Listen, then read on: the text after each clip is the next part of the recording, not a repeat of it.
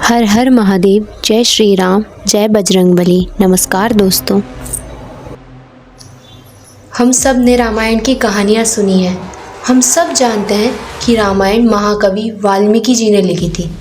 लेकिन क्या आप जानते हैं कि वाल्मीकि जी से पहले भी किसी ने रामायण लिखी थी? और उस महान रामायण का क्या हुआ?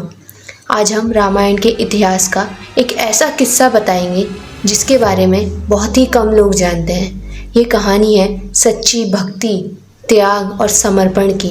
ये कहानी है हनुमान जी की, जिन्होंने अपने हाथों से रामायण को लिखा और फिर उसे खुद ही मिटा दिया।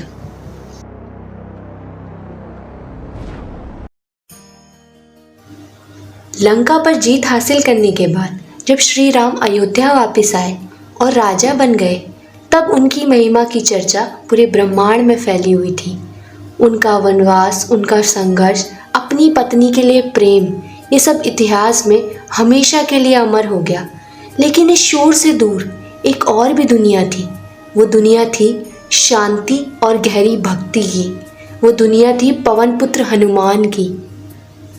जब हनुमान जी ने लंका पर जीत हासिल करने के बाद श्री राम को उनका राज्य लौटाया, तब उन्होंने अपने लिए कुछ नहीं मांगा। वह हिमालय की ऊंची चोटी पर चले गए और वहाँ उन्होंने एक ऐसी रचना की शुरुआत की जो संसार के लिए ज्ञान का भंडार थी।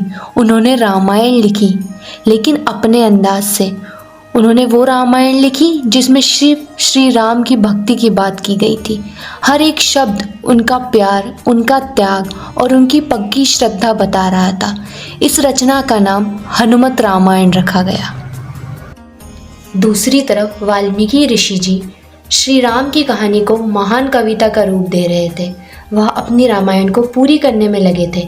उन्होंने ऐसी रामायण लिखी थी जिसमें इंसान के जीवन की हर बात थी। धर्म, कर्म और मोक्ष, हर बात का ज्ञान था। लेकिन उनके मन में एक डर था। उन्हें लगता था कि क्या उनकी रामायण इतनी महान है कि वह हमेशा याद रखी जा सकती है? क्या उनकी रामायण में वो प्रभाव है जो श्री राम की कहानी में होना चाहिए? इस डर के साथ वाल्मीकि ऋषि ने हिमालय की यात्रा शुरू की। वह ज्ञान की तलाश में थे। बर्फीले पहाड़ों को पार करते हुए आखिरकार वो उस जगह पहुँचे जहाँ उन्हें एक हैरान कर देने वाला नज़ारा देखा। एक बड़ी सी चट्टान पर सैकड़ों श्लोक लिखे हुए थे। हर एक अक्षर बहुत ही सुंदर और प्रभावशाली था। जब वाल्मीकि जी ने हनुमंत रामायण को देखा तो उनकी आंखों में से आंसू बहने लगे। वो समझ गए कि उनकी रामायण इस महान रचना के आगे कुछ भी नहीं है। उन्हें लगा कि दुनिया अब उनकी नहीं बल्कि हनुमान जी की रामायण को याद रखेगी। हे पवन पुत्र, आपकी भक्ति ने मुझे शर्मिंदा कर दिया है। आपकी रचना इतनी अच्छी है कि मेरी रामायण अब इसके सामने बेकार है। अब दुनिया मेरी रचना को नहीं, आपकी रचना को पढ़ेगी। मेरी सालों की तपस्या का क्या होगा? हे ऋषि, आप ऐसी बात मत कहिए। मेरी भक्ति का मकसद कभी नाम या सम्मान पाना नहीं था। मेरी भक्ति का फल तो श्री राम के चरणों में है। आपकी रामायण दुनिया को सही रास्ते पर चलना सिखाएगी। आपकी रचना का महत्व हमेशा रहेगा। वाल्मीकि जी का दुख देखकर हनुमान जी ने एक बहुत बड़ा त्याग किया, जिसे देखकर और सुनकर वाल्मीकि जी का दिल भर आया। हनुमान जी ने अपनी एक बड़ी भुजा उठाई और उसे चट्टान पे मारी जिस पर उन्होंने रामायण जी लिखी थी। एक ही झटके में चट्टान टूटकर बिखर गई। उसके टुकड़े बर्फीली हवा के साथ समुद्र में जा गिरे और खो गए। हे महान भक्त, आपने आज मुझे सच्चा ज्ञान दिया है। मुझे लगा था कि मेरी रचना ही सब कुछ है, लेकिन आपने दिखा दिया कि भक्ति का मकसद कभी नाम पाना नहीं होता। मैं आपके इस त्याग को कभी नहीं भूल पाऊंगा। ऋषि जी, मेरी भक्ति का फल किसी किताब में नहीं, मेरे भगवान श्री राम के प्यार में है। मैं तो बस एक छोटा सा सेवक हूं।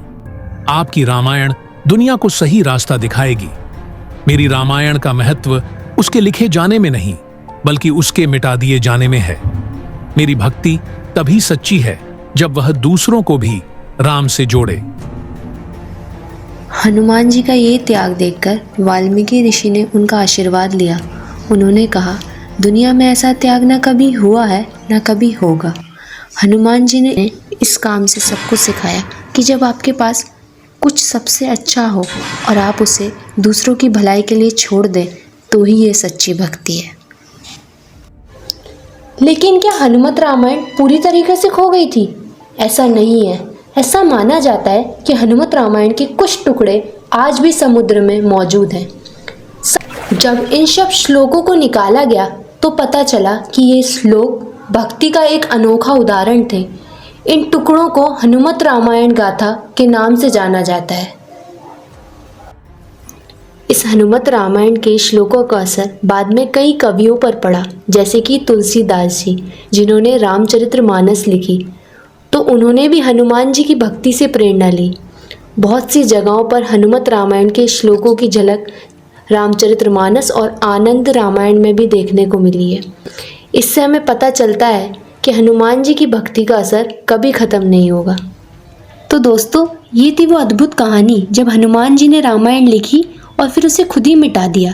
इस कहानी से हमें एक बहुत बड़ा संदेश मिलता है कि सच्ची भक्ति और प्यार का मकसद कभी खुद को बड़ा बताना नहीं होता। सच्ची भक्ति और प्यार का मकसद तो सिर्फ समर्पण और त्याग होता है। हनुमान जी ने वाल्मीकि जी की रचना का सम्मान किया और अपनी रचना को मिटाकर सेवा का सबसे बड़ा मकसद दिखाया। तो दोस्तों, ये थी रामायण की एक अनोखी कहानी। अगर आपको ये वीडियो पसंद आई हो तो लाइक ज़रूर कीजिएगा, अपने दोस्तों के साथ शेयर कीजिएगा, कमेंट सेक्शन में जय श्री राम ज़रूर लिखें। हम अगली वीडियो में ऐसी ही एक और मज़ेदार कहानी के साथ वापस आएंगे। तब तक के लिए नमस्कार।